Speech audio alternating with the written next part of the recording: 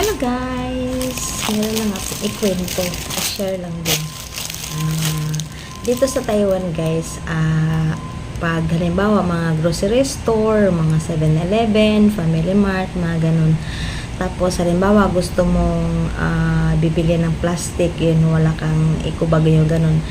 Yung ibibigay nila sa inyo guys, ganitong ganitong plastic, ganito. May mga size din pag gusto mo maliit, ganun, may malaki, may mga ganun, small, medyo mga ganun. May number dito. Number, ito number 14. Tapos meron pang mas malaki. Tapos guys, ganito sila. Kung ano yung, ito kasi yung plastic na mga basura. Kung halimbawa, tapon ka ng basura dito, ito talaga yung ginagamit namin.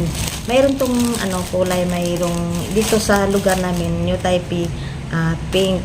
Mayroon ding blue, mayroon ding white, ganun. Depende yun sa lugar, by color. Tapos halimbawa, hindi kagaya sa atin, halimbawa SM din yung plastic. Hindi. Dito, halimbawa, Carrefour ka namimili, mga ganun. Ganitong plastic ang mga lahat dito, ganun. Kasi pang garbage bag to. Hindi pwedeng iba yung plastic mo. Hindi pwede. Ganito talaga para pang ng basura. Hindi kagaya sa atin kung saan ka namili, yun din ang plastic mo, diba? Ganun, hindi may mga pangalan. Ito hindi. Kung halimbawa mamili ka sa Carrefour tapos gusto mo mga plastic, ganito talaga sila, ganito, diba? Ganito yung government nila, pareho lahat. Kaya kung magtapon ka ng basura ka, talagang ito talaga mga plastic mo. Kahit sa mga grocery store, ganyan, terno, hindi uso sa kanila na sa Carrefour ka, tapos Carrefour din yung plastic mo lang, ganun. Ganyan dito guys, pare-pareho lahat. Pero sa palengke, mga ganitong mga plastic naman sa mga palengke, ganyan lang sa palengke yan. Ganyan.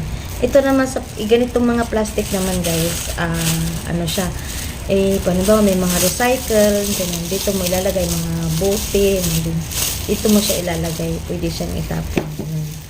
Guys, para alam na natin, hindi yung basta-basta magtapon ka lang, tapon na kung sisitahin ka.